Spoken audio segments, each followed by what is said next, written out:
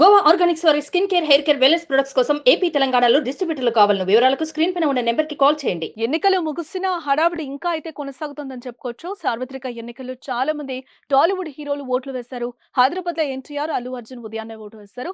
చిరంజీవి, రామ్ చరణ్ సతీ సమేతంగా వచ్చి ఓట్లు వేశారు. ఇటు మహేష్ బాబు ఫ్యామిలీతో వచ్చి తన బాధ్యతను పూర్తి చేశారు.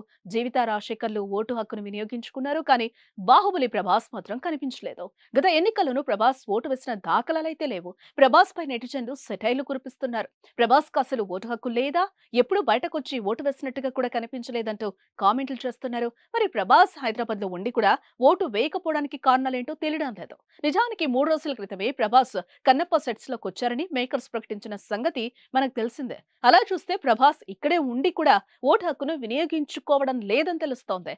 అసలు ప్రభాస్ కు తెలంగాణలో ఓటు హక్కు ఉందా, ఏపీలో ఉందా అనేది క్లారిటీ అయితే లేదు.